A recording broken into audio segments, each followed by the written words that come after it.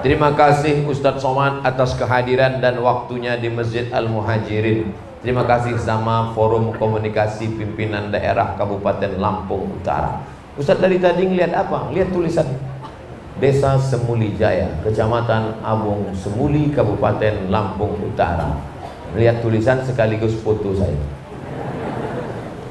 Apakah sholat tahiyatul masjid itu termasuk sholat qobliyah? Oh, dia mau sekali dayung 2-3 pulau terlampau.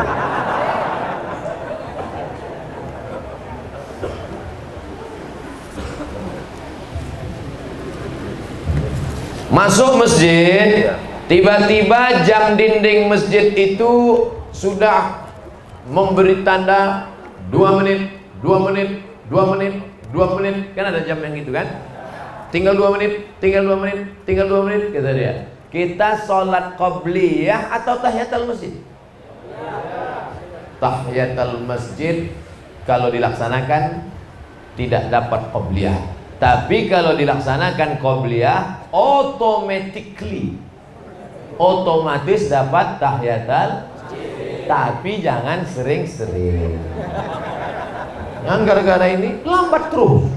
Loh, selama ini ente cepat ke masjid, kok lambat? Kata Ustadz Somad, tunggu aja 2 menit mau koma. Mana tahu. Begitu sudah selesai qobliyah, masih tetap 2 menit, 2 menit. Rupanya jamnya rusak. Rumusnya kalau tahiyatul masjid tidak dapat qobliyah, tapi kalau qobliyah otomatis dapat tahiyatul. Saya nggak ngerti Pak Ustaz. Dalil pengambilan di mana? Idza dakhala ahadukumul masjidah, kalau kamu masuk masjid fala yajlis, jangan duduk, hatta yusolli rak'ataini, salat sunat 2 rakaat. Maka dia waktu masuk itu qobliyah otomatis dapat, karena sebelum duduk dia sudah laksanakan 2 rakaat.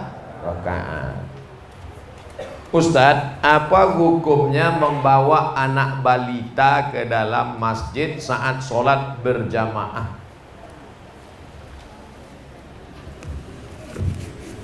Ada sebagian pengurus masjid anti sama anak kecil. Kalau nengok anak kecil, pulang. Naik darah tinggi, kolesterol naik. Kalau di Masjid Al-Muhajirin masih ada anak-anak lari-lari, lompat-lompat, jerit-jerit, berarti 20 tahun lagi masih tetap ada sholat berjamaah. Takbir. Anak kecil dibagi 3, siji loro telu. Yang pertama namanya sobi, 4 tahun ke bawah. Yang kedua mumayyiz, kira-kira sudah bisa membedakan mana baik mana buruk. Mohon maaf anak ustadz, ini mumayyiz. Mumayyiz artinya kalau diginikan, diam ya nak, duduk ya nak, mumayyiz sudah bisa. Tapi kalau yang sobi tadi yang 4 tahun kita ginikan, diam ya nduk, kita pula diginikannya.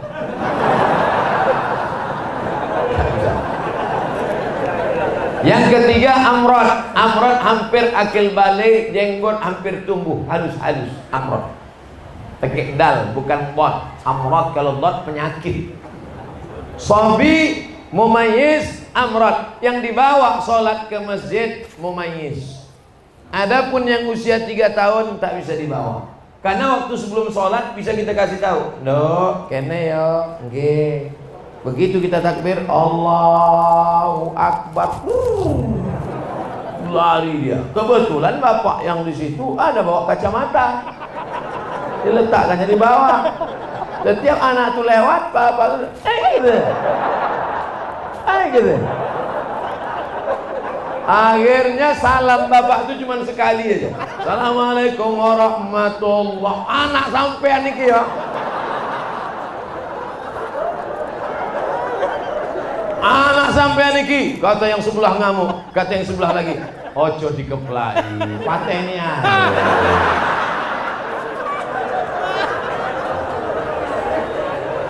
Oleh sebab itu maka yang dibawa itu yang mumayyiz. Saya sudah ceramah 70 menit, anak kita masih serius mendengar ceramah. Mudah-mudahan dijadikan Allah pemimpin Lampung. Bayangkan Tahan dia dengar ceramah 70 menit. Kadang orang baru 15 menit. Ya anak kecil tahan 70 menit. Entah karena takut sama saya. Tengoknya suara Ustaz itu menggelegar. Ini kalau kita ngantuk gawat nih katanya. Rabbana hablana minas solihin. Jadikan anak-anak kami anak-anak soleh-solehah. Ustadz, metode cepat hafal Quran tuh gimana Pak Ustadz? Quran saya yang ingat dulu aja udah hilang. Dulu waktu di Al-Azhar kuliah, tahun pertama wajib hafal 2 juz, tahun kedua 2 juz, tahun ketiga 2 juz, tahun keempat 2 juz, mata kuliah 13. Kalau nggak lulus 13 mata kuliah, naik bawa 1. Kalau nggak lulus 3 mata kuliah, potong beasiswa 25%. 2 tahun nggak lulus, potong beasiswa 50%. 3 tahun nggak lulus, DO, drop out, diusir dari Al-Azhar, siap-siap buat rakit hanyut dari Sungai Nil ke Sungai Siak. Kejam Al-Azhar, tapi disiplin dia. Pendidikan baik. Nyontek nggak boleh. Kalau ketangkap nyontek, langsung dicabut visa 1 tahun, dipulangkan ke Indonesia. Begitu pulang saya jadi dosen, saya terapkan di kelas. Jangan nyontek. Yang nyontek, awas. Kata mahasiswa, sama bapak aja nggak boleh, yang lain boleh. Nah, dulu kami menghafal tuh karena takut nggak naik, takut nggak makan, takut nggak beasiswa, takut putus. Sebelum sholat subuh hafal 1 halaman. Sebelum sholat subuh, karena waktu itu kepala masih kosong, memori masih kuat. Sebelum sholat subuh hafal 1 halaman. Nanti diulang pada saat sholat qabliyah. Qabliyah zuhur, sholat zuhur, ba'diyah zuhur, qabliyah asar, qabliyah maghrib, ba'diyah maghrib, qabliyah isya, ba'diyah isya. Diulang dalam sholat. Setelah itu didengarkan ke teman. Hafal sebelum subuh, diulang-ulang dalam sholat, didengarkan ke teman, namanya tasmih. Bro, coba dengarkan bacaan saya. Yang keempat, ditulis di kertas. Karena sekali menulis di kertas sama dengan mengulang 10 kali. Karena nulis itu pelan. Itu yang kami pakai dulu. Apakah seorang ibu single mom? Ternyata di desa Semulijaya, ibu itu sendiri disebut single mom. Apakah peran seorang single mom untuk menggantikan, memberikan peran seorang ayah kepada putranya Pak Ustadz? Iso apa ora iso? Bisa nggak seorang ibu menggantikan peran seorang ayah? Bisa kan ya? Langsung mereka jawab. Nabi Isa ada nggak ayahnya? Apakah Nabi Isa lalu kemudian nakal dan ketika ditangkap oleh polisi, kenapa kau nakal? Kurang kasih sayang. Nabi Ismail alaihissalam diantarkan Nabi Ibrahim ke kota Makkah Al-Mukarramah. Setelah itu Ibrahim pulang ke Palestina. Artinya apa? Perempuan bisa membesarkan anaknya tanpa suami, tapi suami tak bisa membesarkan anaknya tanpa istri. Mana yang lebih hebat, laki-laki apa perempuan? Tengok, ngaku mereka. Tes, habis baterai. Artinya peran ini masing-masing mesti ada, tapi peran anak yang paling lama adalah dengan ibu. Karena dalam perut 9 bulan 10 hari perut siapa? Perut ibu. Yang menyusukan 2 tahun siapa? Ibu. Yang mengeluarkan meregang nyawa sampai dijahit siapa? Ibu. Adapun bapak peluk cium, kasih sayang, suruh ngurang bacaan. Makanya ibu sampai 3 kali ummuka, ummuka, ummuka, abuka. Karena ibu yang mengandung, melahirkan, menyusukan. Yang sempurna dapat kasih sayang ibu, dapat kasih sayang bapak, tapi yang lebih adalah ibu, ibu, ibu. Ini semua yang hebat-hebat ini, Bapak Bupati, Wakil Bupati, Bapak Sekda, alim ulama, semua laki-laki yang hebat ini keluar dari rahim ibu. Betul? Oleh sebab itu maka jangan pernah menyakiti ibu, karena perempuan adalah tempat kita membalas kasih sayang, mengharapkan turunnya rahmat Allah Subhanahu wa taala. Bagaimana hukumnya bila kita ingin merehab masjid? Bagus. Apakah amal jariah yang membangun masjid pertama akan hilang?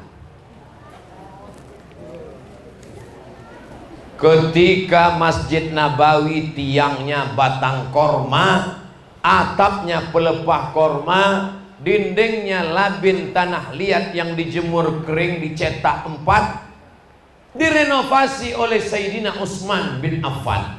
Abu Bakar, Umar, Utsman. Utsman merenovasi pertama Masjid Nabawi. Lalu sahabat komplain, bagaimana dengan yang nyumbang tiangnya? Berarti putuslah pahalanya Utsman. Utsman langsung membacakan hadis yang dia pernah dengar dari Nabi SAW. Man bana masjidan, siapa yang bangun masjid, banallah mislahu baitan fil jannah, maka Allah sudah bangunkan untuk dia satu tempat dalam surga. Mana tahu nanti Masjid Al-Muhajirin masyarakatnya melimpah ruah, rumah ripah loh jenawi, tongkat dan batu jadi tanaman, melimpah ruah rezeki, maka nanti masjid ini kita buat menjadi Islamic Center 2 tingkat insyaallah. Amin. Ada pondok tahfiz Qur'annya, ada tempat praktek dokternya, ada tempat kumpul anak mudanya. Apakah hilang pahala orang yang nyumbang dinding keramik? Tidak, maka tetap mengalir. Kalaupun mau dijual atapnya, maka dijual, duitnya tetap balik lagi ke masjid. Kalaupun dindingnya mau dihancurkan, dindingnya menjadi pondasi masjid atau ke masjid lain, tidak dibuang, tidak digunakan untuk sia-sia, karena dia adalah wakaf. Wakaf itu la yuba'u, tak boleh dijual, wala yuhabu, tak boleh dihibahkan, wala yurasu, tak boleh diwariskan, tapi wakaf kembali kepada wakaf. Makanya yang kemarin sudah nyumbang keramik, nggak perlu ditulis di situ keramik saya. Lalu ketika nanti ada direnovasi, nyari mana keramik saya, mana. Mudah-mudahan yang bangun masjid ini ikhlas, sudah dibangunkan tempatnya di surga. Oh, jadi Ustadz, kalau saya sedekah keramik di akhirat saya nanti dapat keramik. Ya, kalau saya kemarin buat atap di akhirat dapat atap. Ya. Tiba-tiba satu bapak nangis. Kamu kenapa nangis? Saya kemarin cuma ngasih WC, Pak Ustaz.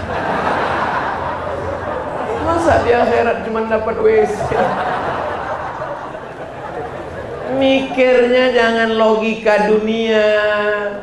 A'dadtu li'ibadiyas salihin, aku siapkan untuk hambaku yang saleh, mala a'yunun ra'at, belum pernah dilihat mata, wala udhunun sami'at, belum pernah didengar telinga, wala khatara ala qalbi basar, belum pernah terlintas di hati manusia. Maka yang kemarin sedekah WC kamar mandi akan diberikan balasan tak pernah terlintas di hati manusia. Amin. Saya seorang difabel. Difabel, mohon maaf, kurang salah satu kesempurnaan anggota tubuh fisik. Saudara-saudara kita yang dilebihkan Allah yang lain, tapi dikurangkan Allah yang lain. Saya sholat dalam keadaan duduk atau berdiri. Pas duduk antara dua sujud, dada saya tidak menghadap kiblat. Bagaimana Ustadz? Soalnya ada orang mengatakan sholat saya tidak diterima karena tidak sempurna. Yang wajib sempurna itu bagi orang yang sempurna. Yang tak sempurna gimana dia mau sempurna? La yukallifullahu nafsan illa wus'aha. Gak bisa sholat berdiri duduk, tapi duduknya bukan dari awal. Di awal tetap berdiri, bawa kursi, di awal tetap berdiri. Ghairil maghdubi 'alaihim waladdallin. Amin. Bismillahirrahmanirrahim. Qul huwallahu ahad, Allahus samad, lam yalid wa lam yulad wa lam yakul lahu kufuwan ahad. Ruku'. Allahu akbar. Sami Allahu liman hamidah. Apa sujudnya baru duduk. bukan dari awal duduk. Ustaz mau duduk aja banyak gaya. Saya praktek ini. Nah, jadi kalau memang dia bisa berdiri. Tapi kalau dari awal tak bisa berdiri. Orang yang kena vertigo nggak bisa berdiri. Vertigo nggak bisa. Asalnya goyang apa? Goyang. Dari awal tak bisa. Takut tumbang. Dari awal dulu. Allahu Akbar. Rukuknya setengah. Allahu Akbar. Sami Allahu liman hamidah. Sujudnya lebih rendah. Apakah kening mesti ditempelkan? Mau ditempel kemana? Takkan tempel ke tiang. Nah, oleh sebab itu maka ini termasuk dalam orang yang tak sempurna. Atau maaf cakap, tulang belakang bungkuk lalu tidak bisa menghadap ke kiblat. Yang penting arah dia sudah. Fawalli wajhaka syatral masjidil. Adapun orang yang sempurna maka semuanya mesti menghadap. Wajahnya menghadap, dadanya menghadap, matanya ke arah kiblat. Barulah diangkat takbiratul ihram bagi yang sempurna. Orang tua kami anaknya perempuan semua. Bagus, dapat mantu sugih. Dalam Islam hak perempuan istri ada pada suami. Jika suami tersebut pelit terhadap orang tua istri, bagaimana orang tua kami saat beliau tua dan tak berdaya, Pak Ustadz?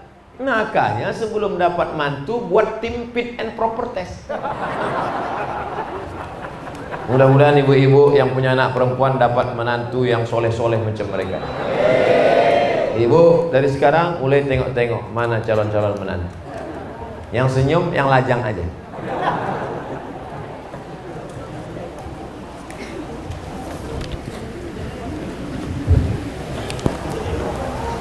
Kewajiban laki-laki pada perempuan: kasih makan, kasih pakaian, kasih tempat tinggal, beri pendidikan, beri perhatian. 5. Makan, pakaian, tempat tinggal, pendidikan, perhatian. Laki-laki tidak boleh memberikan zakat pada orang yang wajib dia nafkahi. Tak boleh bapak beri zakat kepada istri. Adinda, ini 3 juta zakat kanda sekaligus belanja 3 bulan. Nggak bisa. Laki-laki tidak boleh memberikan zakat pada mertua. Kenapa? Karena istri, anak, orang tua, mertua wajib dinafkahi. Istri, anak, orang tua, mertua wajib dinafkahi. Beda dengan saudara. Saudara tak wajib dinafkahi. Tapi saudara dibantu boleh, dianjurkan. Tapi mertua, orang tua, bagaimana mungkin dia memberi anaknya yang dikandungnya 9 bulan 10 hari, dibesarkannya dengan tetes 10 keringat air mata, setelah anak itu gadis diberikannya kepadamu hanya dengan mahar seperangkat alat sholat dan kitab suci Al-Quran? Kenapa dia beri anak gadisnya? Itu karena dia ikhlas lillahi ta'ala. Oleh sebab itu jangan kalian laki-laki membuat calon-calon ibu ini kehilangan anaknya, tapi justru ibu ini akan berkata, alhamdulillah Ustaz, dulu saya menganggap kalau anak saya dibawa oleh laki-laki ini anak kami hilang, tapi ternyata kami malah dapat 2. Anak kami tetap ada dan menantu kami adalah orang yang luar biasa. Tapi sayangnya itu hanya ada di sinetron saja. Dan di desa Semulijaya ada calon-calon yang baik-baik, yang soleh-soleh. Wajahnya kelihatan tuh orangnya lembut, wajahnya baik, cerah, tapi pelitnya minta ampun. Pak Ustadz, saya mau tanya masalah riba, Pak Ustadz. Apakah sama dosa si periba yang memberikan pinjaman uang dengan si korban yang minjam uang? Yang minjam kena riba, yang makan uang riba juga kena riba. Sama. Saya pinjamkan 100.000, bayarnya 120.000. Pinjamkan 1 juta, bayarnya 1.200.000. Lalu dimakan duitnya. Mana ada orang makan duit? Duitnya dibelikan lontong sayur. Allahumma barik lana fima razaqtana wa qina azabannar. Yummy. Sepiring lontong berubah menjadi setetes darah. Setetes darah masuk ke dalam jantung karena jantung akan menyemprotkan darah naik ke otak. Setetes darah dari jantung naik ke otak. Nasiyatin kadzibatin khati'ah. Ubun-ubun, penipu, pembohong, pendosa. Kenapa ubun-ubun? Karena dari jantung naik ke ubun. Jangan sampai ubun-ubun anak kita kotor karena kita kasih duit riba, baik yang meminjam maupun yang memberikan pinjaman riba. Sepiring nasi goreng. Kok tiba-tiba Ustadz dari lontong ke nasi goreng? Terserah saya, yang ceramahkan saya. Sepiring nasi uduk, sepiring ayam penyet berubah menjadi setetes darah, darah berubah menjadi daging. Ayyuma lahmin nabata min haramin, setiap daging di badan tumbuh dari yang haram, fannaru aulabi, tempatnya api neraka jahanam. Nanti di akhirat ditimbang. Abdul Somad beratnya 50 kilo, yang halal 10 saja.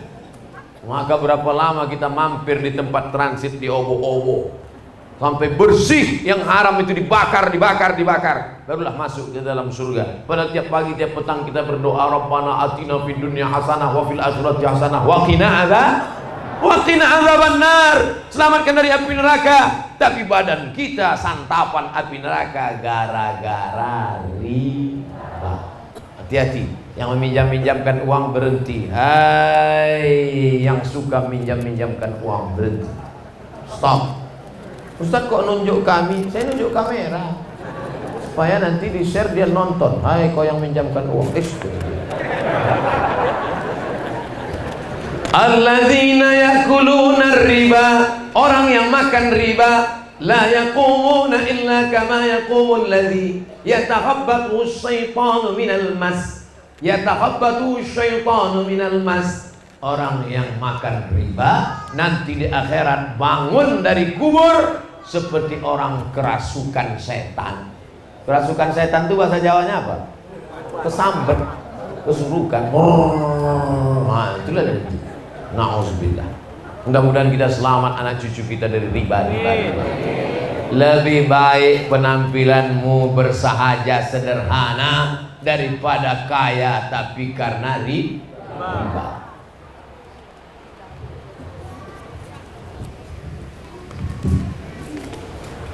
Jamaah Masjid Al-Muhajirin ini orangnya serius-serius.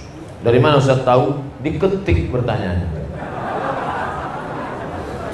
Artinya memang niat nuntut ilmu. Diketik dari rumah, di print, dibawa. Bayangkan serius. Bayangkan kalau sudah diketik, di print, enggak saya bacakan. Sumpahnya saya.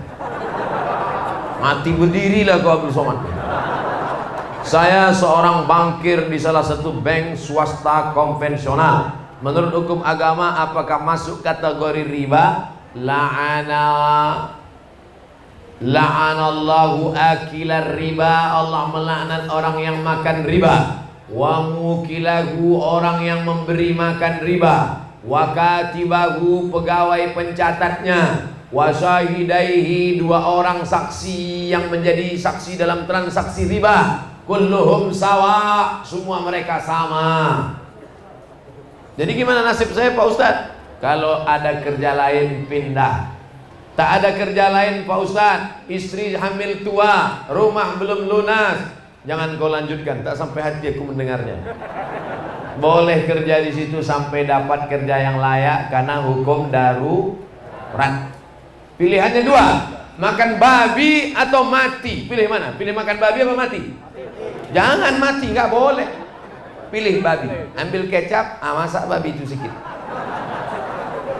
Karena kita tidak boleh pilih mati. La tulqu bi aidikum ila tahlukah. Jangan kau jerumuskan dirimu ke dalam kebinasaan. Makan riba, makan babi, sementara datang pisang. Tapi kalau udah datang pisang, tinggalkan babi, makan pisang. Jangan nanti datang kawan bawa pisang, bro, ini ada pisang. Makanlah pisang, enak babi ini.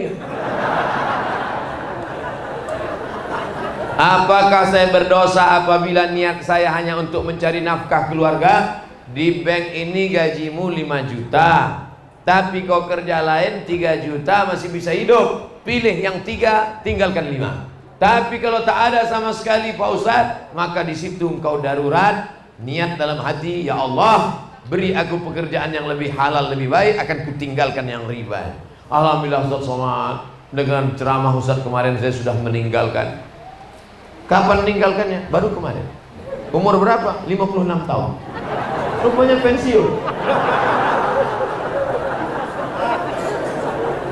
Apabila saya sudah punya keinginan atau niat suatu hari nanti atau dalam beberapa tahun ke depan akan berhenti dari tempat saya bekerja saat ini, namun saya masih mempersiapkan modal terlebih dahulu agar saya berhenti, saya memiliki penghasilan lain. Nah, ini panjang ceritanya.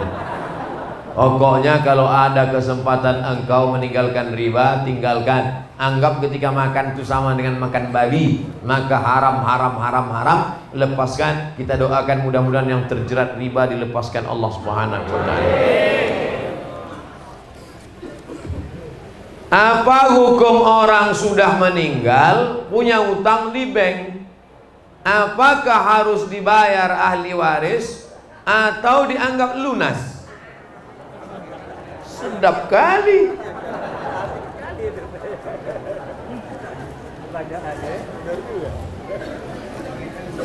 Min ba'di wasiyati yusi biha aw dain. Tidak boleh membagi harta warisan sebelum dikeluarkan dua. Yusi biha, keluarkan wasiat, audain, bayarkan hutang.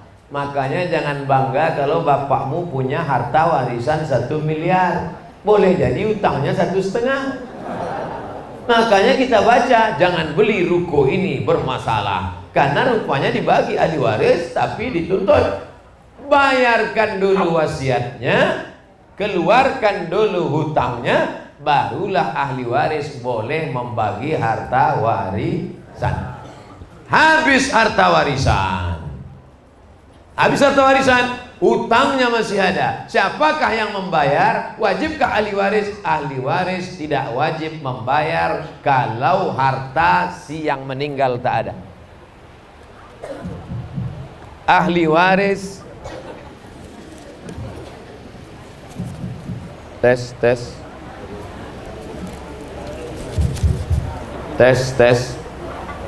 Ahli waris. Oh, yang ini mic-nya kecil, suara besar. Ini mic besar, suara kecil.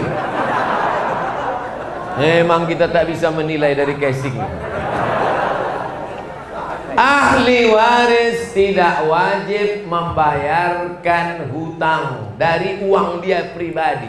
Tapi kalau dia bayarkan maka baik dan terhitung sebagai sedekah. Wahai anak-anak muda, kalau bapak kalian punya hutang, jual semua asetnya, bayarkan. Setelah selesai masih ada juga lagi, kau tidak wajib membayarkannya. Tapi kalau engkau bantu bayarkan, maka engkau sudah berbuat baik. Dan bapak-bapak, jangan kau mati meninggalkan hutang. Utang budi Pak Ustadz, itu lain ceritanya. Pisang emas bawa berlayar, masak sebiji dalam peti. Hutang emas dapat dibayar, hutang budi dibawa mati. Ustadz, saya mau tobat.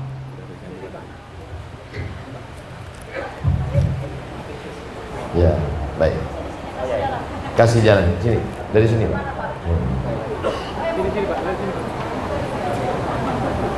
Saya mau tobat, mau hijrah, saya mulainya dari mana? Dari kamar mandi. Kenapa taubat itu dari kamar mandi? Mamin muslimin yuznibu zamban, kalau ada orang silap salah berdosa, summa yatatahhar, mandi taubat, summa yusalli rak'ataini, usolli sunnatat taubat rak'ataini lillahi ta'ala, summa yastaghfirullah, kemudian dia minta ampun kepada Allah. Astaghfirullah Rabbal baraya, astaghfirullah minal khataya, astaghfirullah Rabbal baraya, astaghfirullah minal khataya. Usahakan menangis, meneteskan air mata, minta ampun kepada Allah, ikuti pengajian kiai, habaib, alim ulama, tuan-tuan guru. Setelah itu banyak berinfak, bersedekah, sampailah istiqomah mati dalam keadaan husnul khotimah. Apa hak istri terhadap suaminya, Pak Ustaz? Ibu punya sawit, amin. Di desa Semuli tanam sawit, tanam karet apa tanam duit? Sawit. Ada semua. Oke. Ibu punya sawit 2 hektar. Amin. Bapak punya sawit 2 hektar. Apa beda sawit ibu sama sawit bapak? Dalam sawit bapak ada hak ibu, tapi dalam sawit ibu tak ada hak bapak. Setuju? Ibu waktu nikah, ibu punya harta warisan dapat dari ayah ibu, punya ruko 1 tahun disewakan 50 juta. Bapak pun juga waktu nikah begitu. Apa bedanya? Dalam harta bapak ada hak ibu, tapi dalam 50 juta punya ibu tadi, bapak tak punya hak apa-apa. Tapi karena ibu ini cinta mati, apa kata dia? Mas, jangankan yang 50 juta ini, nyawaku kuberikan. Pakailah mas, pakai. Tapi kalau kau macam-macam, jadi laki-laki mesti ngerti bahwa harta dia itu ada nafkah bagi perempuan. Apa hak si ibu dari hak duit bapak tadi? Hak si ibu adalah kewajiban tanggung jawab bapak, kasih mereka makan. Ibu sudah makan? Belum. Yang kedua, kasih mereka pakaian. Ini ibu-ibu ini semuanya sudah dapat hak, karena banyak di luar sana perempuan tak dapat hak. Ada perempuan tinggi 170 cm dikasih lakinya baju 70 cm. Ada yang belum selesai dijahit diambil saja, resleting belum berpasang. Alhamdulillah ini sudah. Makan, pakaian, tempat tinggal, pendidikan. Aslinya bapak yang mendidik ibu, tapi karena bapak tak sanggup mendidik, bapak panggil guru ngaji untuk mendidik ibu. Cari guru ngajinya perempuan. Yang guru ngaji laki-laki, nanti berdua dia belajar huruf fa. Nah,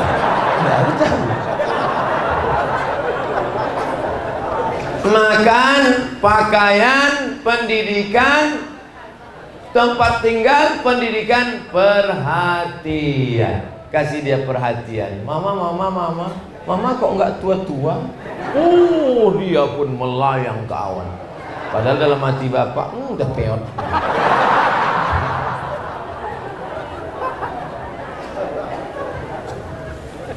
Ustaz, di kampung saya banyak aliran. Bagus aliran listrik. Malah yang kita khawatirkan kalau tak ada aliran, padam. Saya bingung harus pilih yang mana. Pilihlah aliran Ahlus Sunnah wal Jamaah. Akidahnya Abul Hasan Al-Asy'ari, fikihnya mazhab Syafi'i, tasawufnya Imam Al-Ghazali, tasawuf Sunni bukan falsafi. Itulah yang dituliskan oleh Hadratus Syekh Hasyim Asy'ari dalam kitab namanya Risalah Ahlus Sunnah wal Jamaah. Aqidah Asy'ari, fikih Syafi'i, tasawuf Abul Hasan Asy-Syadzili atau Abu Hamid Al-Ghazali. Yang sholat berjamaah. Mbak Hasim ketika sedang sakit di Tembuk Ireng, kata santrinya, Mbak sholat di kamar aja di rumah. Apa kata Mbak Hasim? Waktu itu dia sedang demam. Panasnya api neraka, belum ada apa-apanya panas badanku ini dibandingkan panasnya api neraka. Ahlus Sunnah wal Jamaah. Oleh sebab itu jangan terpukau dengan kehebatan yang disangka karomah, tapi pandanglah bagaimana istiqomahnya melaksanakan sholat berjamaah. Pegang Ahlus Sunnah wal Jamaah. Ustaz, sampai batas mana tanggung jawab ayah ke anak? Pak Haji, Ya Pak Ustadz, itu anak Pak Haji. Iya. Kok dia nggak pakai jilbab, rok pendek sekarang? Bukan tanggung jawab saya Ustadz, tanggung jawab suaminya. Betul nggak omongan ini? Tidak. Minal mahdi ilal lahdi, dari buayan hingga ke liang lahat. Ibu punya anak gadis, dulu jilbabnya panjang, roknya panjang, tiba-tiba nikah dengan laki-laki salah pilih. Setelah nikah dia datang pakai rok setengah tiang, jilbabnya pasrah tapi tak rela, kukunya hitam, antingnya di hidung 3 biji. Kebetulan dapatnya laki anak fam. Dulu kalau ketemu diciumnya tangan ibu. Sekarang setelah nikah, mama sehat. Apakah ayahnya diam saja? Bapak wajib memanggil menantu bapak.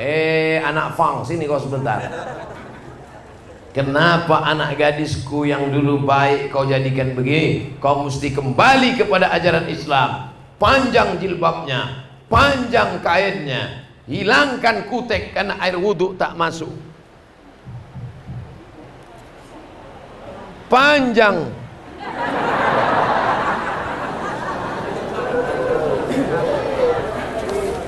Jadi tanggung jawab bapak sampai mati. Mana dalilnya Pak Ustaz? Man ala salasa banatin, siapa yang punya 3 anak perempuan, fa'addabahunna, dididik dengan baik, masukkan ke pondok pesantren, ngaji sama kiai, wa zawwajahunna, nikahkan dengan suami yang soleh-soleh, wa ahsana ilaihinna, buat baik sampai mati, falahul jannah, surgalah baginya. Mudah-mudahan bapak ibu yang punya anak rawat sampai mati dapat surga, janji Allah. Selamat datang di bumi sang rua jurai. Nak bertanya tas, janganlah disingkat, pakai us lah. Ini jamaah ini kadang ada yang nulis di sini tas, rupanya usnya di situ. Us. Selamat datang us, tasnya di sini. Hebat masyarakat desa Semulijaya. Bagaimana sosok ideal seorang menantu laki-laki dalam Islam? Laki-laki memilih perempuan sifatnya 4. Tungkahul mar'atu li 4, perempuan dinikahi karena 4. 5 liha, kaya, wali hasabiha, keturunan baik-baik, wali jamaliha, cantik, wali diniha, karena agamanya. Jangan pandang karena hartanya, harta akan binasa. Jangan pandang karena uangnya, uang akan sirna. Pandanglah karena taat beragama, karena itu yang tidak akan lapuk, karena hujan tak akan lekang karena panas. Laki-laki memilih perempuan 4 sifatnya. Sekarang dibalik, perempuan melihat laki-laki 2 sifatnya. Idza ja'akum man tardawna dinahu, kalau laki-laki itu baik agamanya, wa khuluquhu, baik akhlaknya, fazawijuhu, nikahkan dia dengan anak gadismu. Bu, kalau baik akhlaknya, baik agamanya, nikahkan dia dengan anak gadismu. Siap? Yang bilang siap tuh ini yang punya anak. Jangan kau tengok kendaraannya. Kalau datang naik ojek kau usir pulang. Kap 70 kasih air putih, Kijang Innova kopi susu, Alphard masuk, rupanya 3 bulan angsuran nggak dibayar, Al-Fatihah.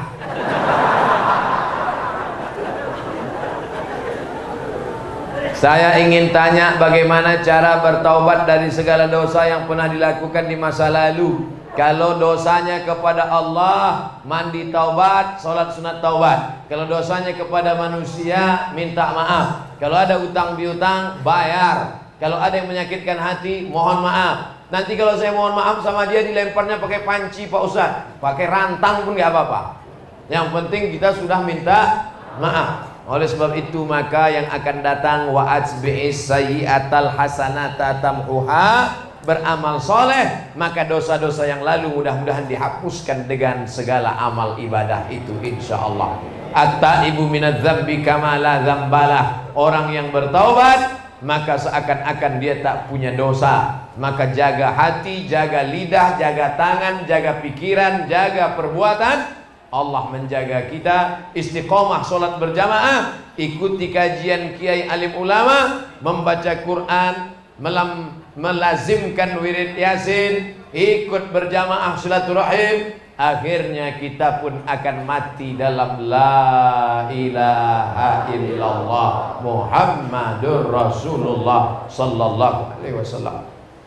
Ceramah sudah, jawab pertanyaan sudah. Terakhir mari kita berdoa sama-sama kepada Allah Subhanahu wa taala.